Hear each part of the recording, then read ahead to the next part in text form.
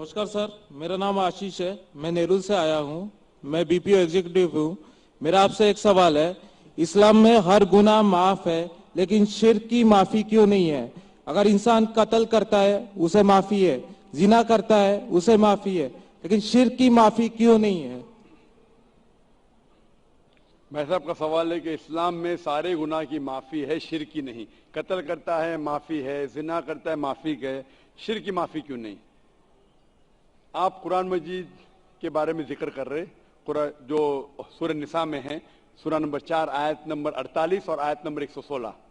इन दो आयतों में सूरह निसा सूरह नंबर 4 के लिखा है कि अगर अल्लाह चाहे तो कोई भी गुनाह को माफ कर सकता है, लेकिन शिर्क को कभी नहीं माफ करेगा, क्योंकि जो शिर्क किया है वो बहुत भटक चुका है। तो इसमें यह नहीं लिखा है कि अब जिना करेंगे तो माफ करेगा ही, कर सकता है अगर आप तौबा करेंगे तो।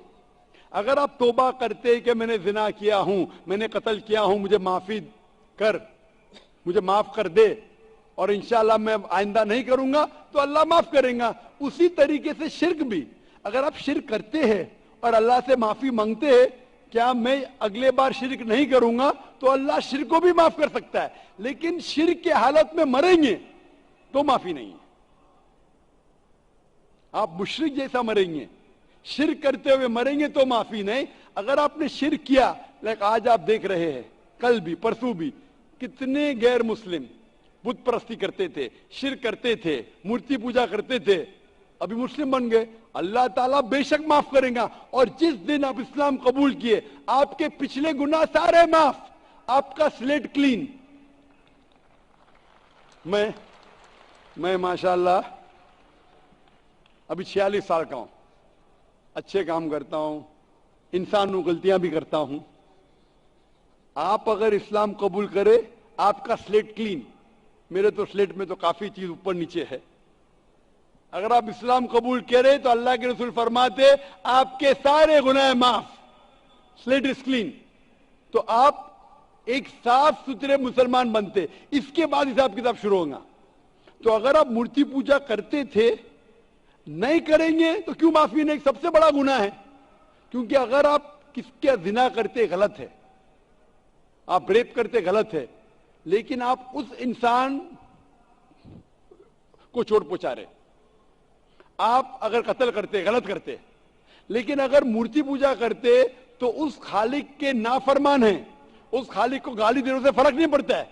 लेकिन अगर आप गाली देंगे, उस खालिक को गाली देंगे, तो उसके अहकामात पे कैसे अमल करेंगे?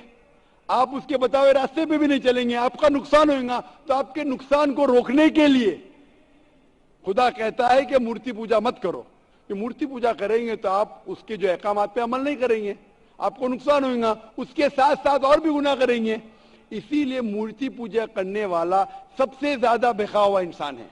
लेकिन अगर आप वो गलती के लिए माफी मांगते हैं और कहेंगे कि अगली बार नहीं करेंगे, तो अल्लाह ताला आपको माफ करेगा। मैं पूछना चाहता हूं, आप मूर्ति पूजा में मानते भाई साहब? जी।